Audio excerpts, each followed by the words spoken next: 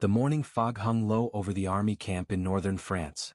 Soldiers moved slowly, their boots sinking slightly into the wet ground. Exhaustion weighed heavily on every man.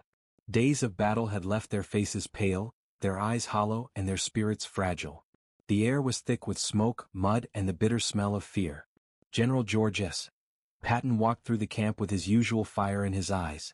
His polished boots clicked sharply on the wooden planks. Soldiers instinctively stepped aside, some trembling.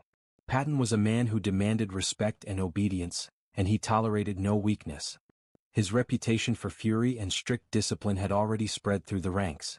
On the edge of the camp, a young soldier named Private James Miller fumbled with his rifle. His hands shook and sweat dripped down his forehead. He had been at the front lines the previous day, barely surviving the chaos of enemy fire. But now, standing before Patton, his fear seemed almost visible. "Keep your head up, soldier," Patton barked, his voice slicing through the quiet. "Do you think fear will save you? Do you think hesitation will save your friends?" Private Miller tried to straighten himself, but his knees wobbled. His lips quivered. The other soldiers nearby could feel the tension rising like a storm. They exchanged nervous glances, unsure if they should speak or look away. Patton's face turned red. His eyes flashed with anger. In a swift motion, almost too fast to react, he struck Private Miller across the face. The sound of the slap echoed through the camp like a gunshot. The soldier stumbled backward, clutching his cheek, tears welling in his eyes. Silence fell. It was the kind of silence that presses down on your chest. Soldiers froze, unable to move. Some gasped. Others just stared, mouths slightly open. No one had ever seen anything like this happen so publicly before. Fear mixed with shock. Private Miller tried to speak, but his voice cracked. I'm sorry, sir," he stammered. Patton's glare cut through him like a blade. "Sorry?" Patton shouted. "Sorry doesn't win battles. Courage does." The young soldier dropped his head, humiliated. His comrades looked away, not daring to meet Patton's eyes. The camp felt smaller, tighter, as if the walls themselves were pressing down. Every man could feel the tension in the air. They all knew that discipline was necessary, but this was something different. The whispers began almost immediately. Soldiers quietly told each other what they had seen. "Did you see that?" one soldier murmured. Patton slapped him, right in front of everyone. Another shook his head. "I can't believe it. The general would never forgive this, would he?"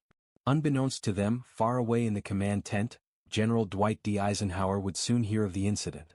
Known for his calm and careful judgment, Eisenhower was the man responsible for keeping the entire Allied army moving forward. The officers knew that once he learned of this, decisions would be made, decisions that could change the lives of everyone in the camp. Back in the camp, Patton's fury did not subside. He continued pacing, his boots pounding the ground. His chest heaved with anger. "Fear is the enemy," he muttered, almost to himself. "We cannot fight wars with fear in our hearts. Every soldier must be strong. Every soldier must act without hesitation." Private Miller wiped the tears from his eyes, trying to regain some sense of dignity. But the shame was heavy.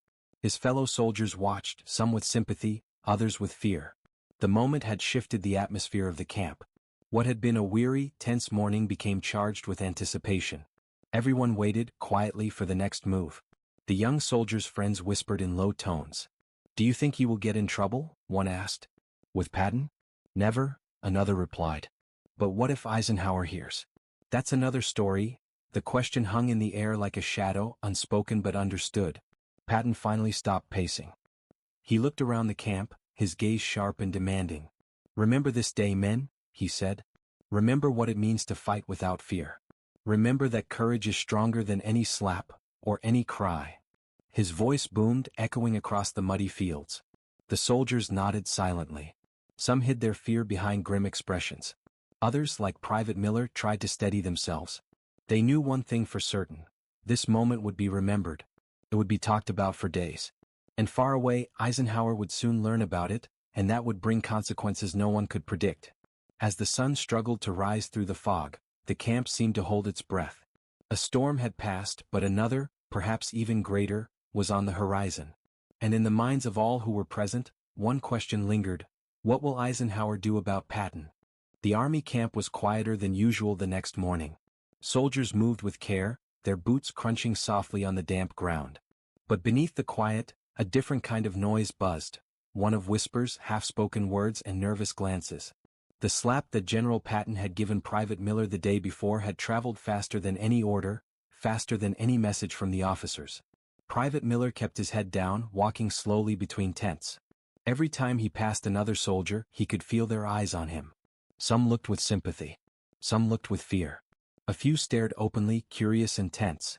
Every glance reminded him of the humiliation he had felt. He wanted to disappear, to vanish into the fog, but he knew he could not. War did not allow that. "They're talking about it again," muttered Sergeant Lewis to a young private nearby. His voice was low, almost fearful. "I heard some of the men saying Patton went too far. But nobody dares to say it in front of him." The whispers spread quickly. Around the camp, soldiers huddled in small groups, heads close together, sharing what they had seen. "Did you see it?" one soldier asked. "Right there." Patton slapped Miller. "In front of everyone." "It's not right," another soldier said. "I've seen fear, yes. But not like that. Not publicly." Some soldiers tried to laugh, a nervous, forced laugh that only made the tension worse. But the laughter faded quickly as they remembered Patton's fiery eyes, his booming voice, and the way he struck without warning. Fear lingered like smoke over the camp, twisting and turning with every conversation. Meanwhile, rumors began to reach the officers. A few cautious men reported the incident to their superiors, carefully choosing their words. "Sir, it seems General Patton struck a soldier yesterday. Private Miller, sir." The word stopped there because no one wanted to finish. They all knew Patton's temper. They all knew how dangerous it could be to speak too loudly about his actions. But in the quiet corners of the camp, speculation grew wilder. Soldiers began to imagine all sorts of consequences. Some feared that Patton might punish Miller further. Others wondered if Miller might be kicked out of the unit. A few, braver or perhaps more foolish, whispered about whether Eisenhower would intervene.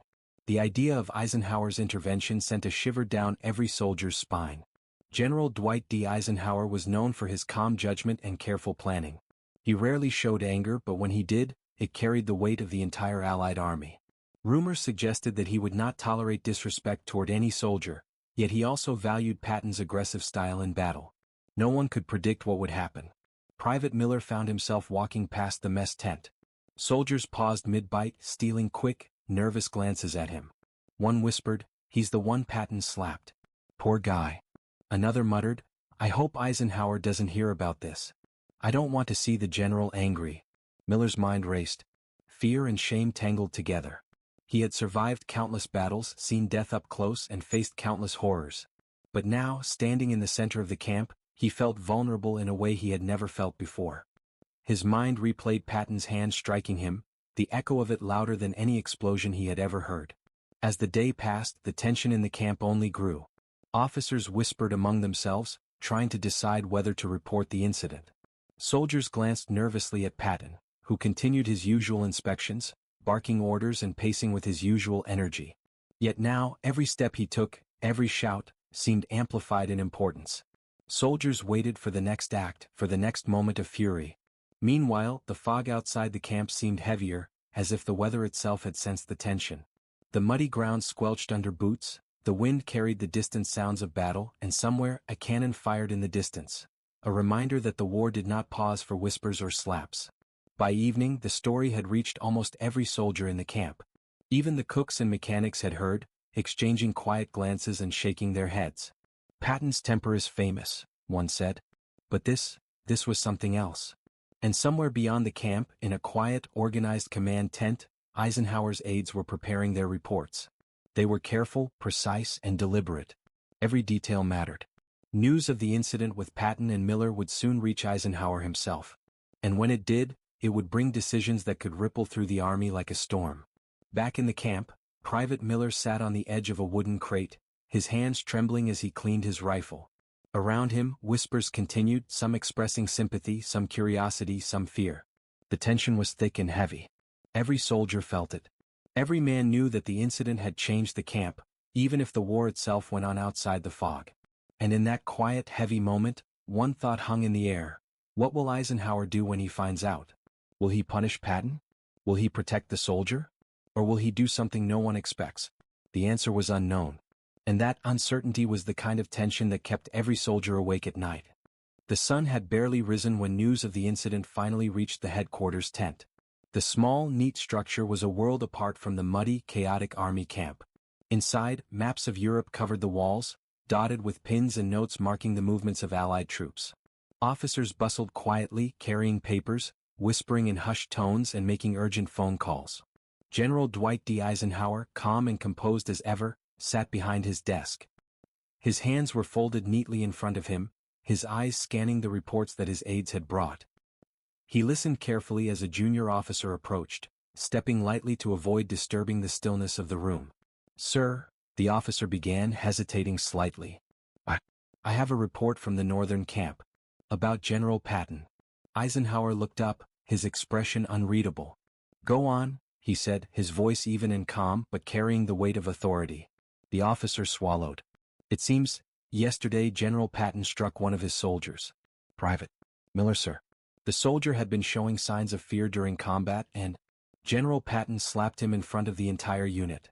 For a moment the room was silent. Eisenhower leaned back in his chair, steepling his fingers.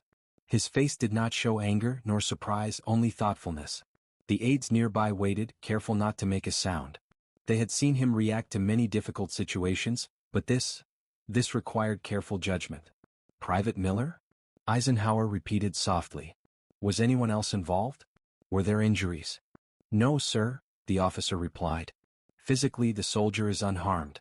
Emotionally, he is shaken and the camp is tense. Soldiers are talking. Rumors are spreading." Eisenhower nodded slowly. He understood immediately the gravity of the situation. Patton's aggressive methods were well known. His fiery temper had often inspired troops, but sometimes it had caused fear instead of courage. This incident could have lasting effects on morale and discipline. The room seemed to hold its breath. Eisenhower rose from his chair and began pacing slowly, his polished shoes making soft sounds on the wooden floor. He considered Patton's record, the victories, the risks, the bravery, and the fiery personality. And he considered the soldiers, young men risking their lives every day, already terrified of the enemy, and now shaken by their own commander's fury. "This is serious," he said finally, his voice calm but firm. "Discipline is necessary in war, but fear must never replace respect. We cannot allow personal temper to threaten the morale of the troops." One of his aides, a sharp and careful officer, spoke up. "Sir, Patton has led troops successfully in many battles. His methods are unconventional but effective. If we punish him too harshly, it might harm the army more than it helps." Eisenhower stopped pacing and looked out the small window. Beyond the walls of the tent, the war continued. Soldiers moved, planes flew overhead, and the distant sound of artillery reminded him that every decision he made had consequences far beyond this moment. "I understand," he said quietly. "But effectiveness in battle does not excuse cruelty. Leadership must be measured, fair, and just. This slap cannot be ignored." The aides nodded, understanding the delicate balance of the decision ahead. Eisenhower returned to his desk and began writing a message to Patton, careful with every word. It had to acknowledge Patton's past victories, remind him of his responsibilities, and warn him about the consequences of losing control. But it also had to protect morale and prevent panic in the ranks. Meanwhile, back at the camp, soldiers were unaware of the careful decisions being made in the distant headquarters. They whispered nervously among themselves, imagining the worst. Some feared Patton's continued wrath. Others dared to hope that Eisenhower would intervene, protecting the soldier and restoring fairness. Private Miller sat quietly in his tent, replaying the events over and over. The slap, the shock, the fear, it all felt unreal. He had survived gunfire, explosions, and the chaos of battle. But this humiliation cut deeper than any wound. And now, waiting for Eisenhower's judgment, he felt helpless. The uncertainty weighed on him like a heavy blanket. By mid-morning, Eisenhower had made his decision. But he would not act hastily. Orders had to be precise, words had to be exact, and timing was everything. He knew Patton's pride and temper would make a confrontation dangerous if done carelessly. Every move had to be calculated to maintain respect, restore morale, and prevent further fear among the soldiers. The tension in both camps, the headquarters and the Northern Army camp, was palpable. Soldiers waited, anxiously watching for news. Officers whispered in corners, sharing rumors and speculations. And far away, Eisenhower sat at his desk, drafting the words that would decide the outcome of the incident. The room seemed to grow quieter with each passing moment. Outside, the fog rolled over the fields, mirroring the uncertainty in the hearts of the men below. And in that silence, one question hung in the air, unspoken but felt by all who knew. What will Eisenhower do? Will he punish Patton? Will he protect the soldier? Or will he find a solution no one expects? The answer was coming. And when it arrived, it would ripple through the army, changing the lives of every soldier present, and altering the story of that day forever. The command tent was silent except for the soft shuffle of papers and the occasional murmur of aides. Outside, the camp continued its daily routines, but inside, tension hung like a heavy curtain. General Eisenhower had called for a private meeting with General Patton and his senior officers. The message was clear. This was not just a reprimand nor a discussion. This was a test of judgment, leadership, and restraint. Patton entered the tent briskly, his chest puffed with pride, boots clicking sharply on the wooden floor. His eyes swept over the room, taking in every face, every expression. Officers avoided direct eye contact, sensing the storm that could erupt at any moment. Patton's pride was well known, it had carried him through countless battles. But now he faced a calm, measured force, the kind that could pierce through bravado without a word raised. Eisenhower rose to greet him, his hands folded behind his back. His face was calm, unreadable, but his presence filled the room. Patton stopped, taking note of the general of the Allied forces' composure. He had faced many challenges on the battlefield, but Eisenhower was different. The calm authority, the quiet power, it was impossible to intimidate or misjudge. "General Patton," Eisenhower began, his voice steady and low. "Please have a seat." Patton hesitated.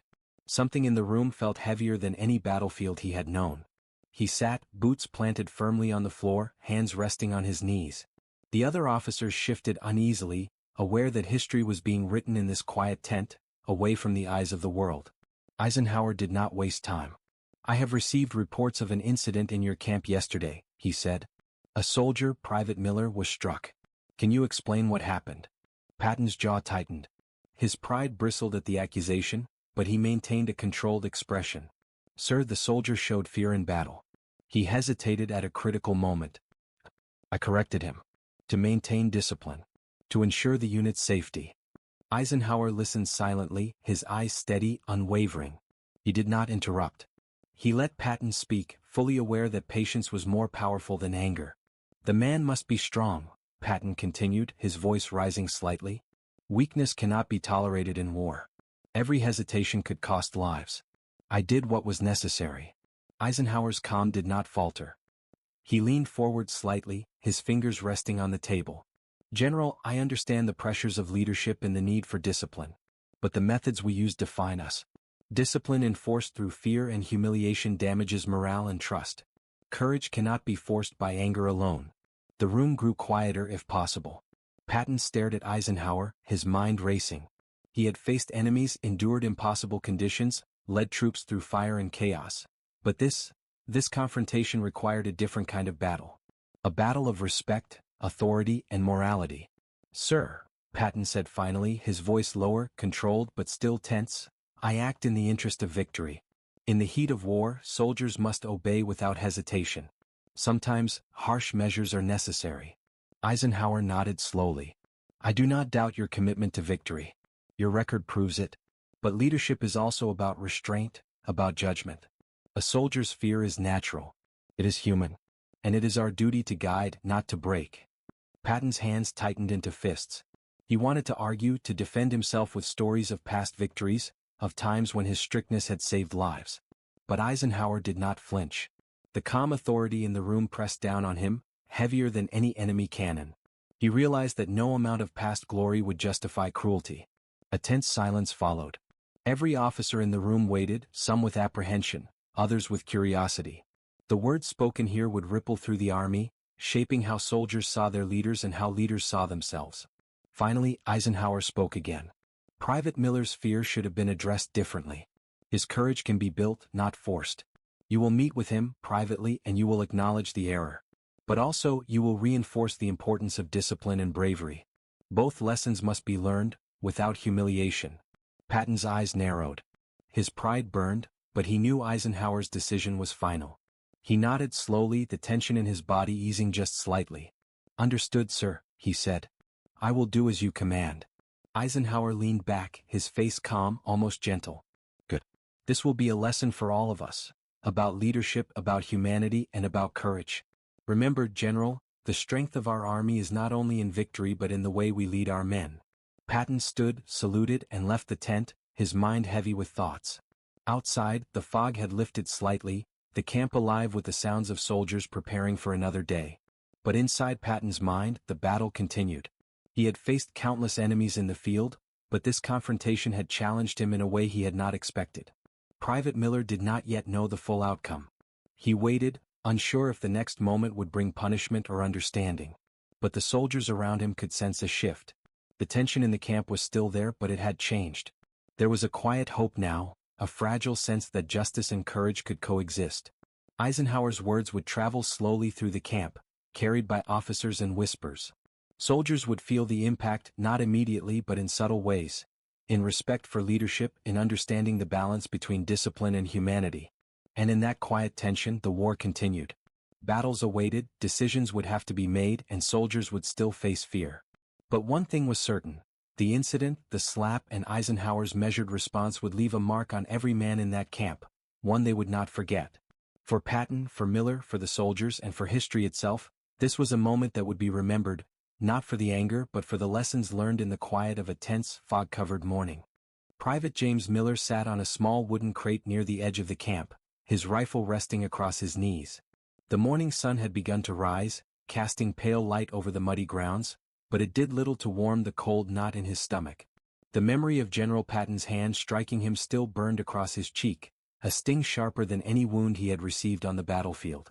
He had survived gunfire, artillery shells, and the chaos of enemy attacks, but nothing had felt like this. Nothing had left him feeling so small, so exposed. In the middle of the camp, surrounded by fellow soldiers, he had felt the weight of shame settle like a stone on his chest. The whispers around the camp did not help. "That's Miller," some soldiers said quietly, pointing toward him. Patton slapped him. In front of everyone. Others avoided looking directly at him, unsure if their sympathy would anger Patton, or if their curiosity might make them a target for rumors. Miller tried to keep his head down, to move like any other soldier, but every step reminded him of the humiliation. His hands shook slightly as he adjusted his rifle. He imagined the soldiers' eyes on him, judging him silently. The shame felt endless. And yet, beneath the fear and embarrassment, a spark of something else flickered. Hope. He had heard that General Eisenhower had been informed about the incident. The very thought made his heart beat faster. Eisenhower, the calm, wise leader who had guided the Allied armies through countless challenges, might intervene. Miller had no way of knowing what the outcome would be, but just the possibility that fairness might prevail gave him a small measure of courage. Even so, fear lingered. What if Eisenhower did not act? What if Patton's fiery temper went unchecked? The young soldier closed his eyes, trying to push away the images of yesterday, the angry shout, the slap, the startled faces of his comrades, and the overwhelming feeling of helplessness. Nearby, a group of soldiers gathered around a fire, speaking in hushed tones. Miller could hear bits of their conversation. "Do you think he'll be punished?" one whispered. "Patton? Never. But Eisenhower, maybe. He won't let a man be humiliated like that," another replied. Miller listened, holding his breath as if the words themselves could change his fate. The uncertainty twisted in his stomach. Every man in that camp lived with fear daily, but this fear was different. This fear came from within, from the knowledge that a commander he respected could also bring pain without warning. Hours passed slowly. Miller cleaned his rifle repeatedly, though he knew it was already spotless. Every small movement was a way to calm his mind, to give himself something to focus on besides the shame that clung to him. Occasionally he would glance toward the officer's tent, imagining Eisenhower reading the report, considering the right course of action. Miller's thoughts wandered to the battlefield. He remembered the sound of explosions, the screams, the chaos. He remembered fear there too, but it was different. That fear had a purpose, it was survival. This fear, the fear in the camp, was tangled with shame and uncertainty. It was personal. It was heavier. By late afternoon, word began to circulate that Eisenhower had made a decision. Private Miller did not know the full details yet, but he could sense the change in the camp. Soldiers moved with slightly less tension, officers walked with calm authority, and the air, though still heavy, had a faint edge of anticipation, an anticipation that something fair, something just, might happen. Miller found himself sitting a little straighter. He imagined the conversation he might have with Patton, what he might say, how he might respond. Would he receive an apology? Would he be reassured? Or would the meeting be a stern lecture on courage and duty? The uncertainty twisted his stomach, but he tried to breathe steadily, reminding himself that he had survived worse. The young soldier's friends approached him cautiously. "Are you okay?" one asked softly, keeping his voice low. I will be," Miller replied, though he was not sure he believed it himself. He could feel the eyes of his comrades on him, their concern mixed with curiosity. The moment had changed everything. He was no longer just a soldier. He had become part of a story that would ripple through the ranks. As the sun began to set, casting long shadows across the muddy camp, Miller sat quietly thinking of the battle ahead, not the battle against the enemy, but the battle for dignity, courage, and respect. This was a different kind of fight, one that required patience and resilience, one that would test him in ways he had never imagined. And somewhere in the distance, beyond the tents and the muddy fields, Eisenhower's decision was being carried toward the camp. The tension in the air tightened like a drawn bowstring. Soldiers whispered, looked nervously at their officers, and waited. Miller closed his eyes, bracing himself. He did not know what the future held, but he knew one thing. The next moments would define him, his commander, and the morale of the entire unit. The soldier's perspective was simple yet powerful. Fear, shame, and hope mixed together, creating a tension that hung over the camp like a storm cloud. The audience could feel it too, waiting for the moment when Eisenhower's words would arrive, and when Private Miller would finally face the resolution of yesterday's shocking event. In that quiet, muddy camp, one truth was clear. Courage was not only measured on the battlefield. It was measured in the heart, in the mind, and in the choices made when no one was watching. Private Miller was about to learn that lesson the hard way, and the entire camp would witness it. The camp was tense, the kind of tension that made every footstep echo louder than normal. Soldiers moved carefully, aware of the invisible weight hanging over them. Everyone knew something significant was about to happen. The slap, the shame, the whispers, it had all led to this moment. And far away, Eisenhower's words were finally on their way to reach the camp. Private Miller sat in his tent, his hands folded tightly on his knees. His face was pale, eyes wide, heart hammering. He had replayed the events of the previous day over and over in his mind, imagining every possible outcome. Patton's wrath, punishment, humiliation, even dismissal from the unit. He had never felt fear like this, and it made him feel trapped in a nightmare that refused to end. Meanwhile, officers moved through the camp, delivering messages. Soldiers whispered to each other, trying to piece together what might come. Some speculated that Eisenhower would punish Patton severely. Others thought nothing would happen at all. The uncertainty was maddening. Finally, a senior officer approached Patton's tent, carrying a sealed message. Patton tore it open, his sharp eyes scanning the words quickly. He read, reread, and then read once more, his expression unreadable. For a moment he said nothing. The silence stretched, heavy and tense, like the calm before a storm. The message was from General Eisenhower himself. It addressed the incident with Private Miller directly, and the tone was firm yet measured. It acknowledged Patton's record and his contributions to the war effort, but made it clear that leadership required more than courage. It required judgment, restraint, and respect for the soldiers under command. Eisenhower had ordered that Patton meet privately with Private Miller to address the incident. He emphasized that the young soldier should be reassured, not humiliated, and that both men should leave the encounter with dignity intact. The decision was bold because it balanced authority, discipline, and humanity, a delicate act that only Eisenhower could pull off. Patton sat quietly for a moment, the message heavy in his hands. Pride, anger, and reflection swirled inside him. He had always believed that fear could forge courage, that harsh treatment could break weakness. But Eisenhower's words forced him to consider a different perspective, that leadership was not only about victory in battle, but also about the lives and hearts of those who fought alongside him. Meanwhile, Private Miller was summoned to meet Patton. He rose from his crate, legs stiff and trembling, and walked toward the tent. Soldiers watched in silence as the young private approached. Some offered subtle nods of encouragement. Others looked away, afraid to witness what might happen. Miller's heart raced with a mix of fear and hope. Inside the tent, Patton stood as Miller entered. For a brief moment, the room was silent. Two men, separated by rank and experience, faced each other.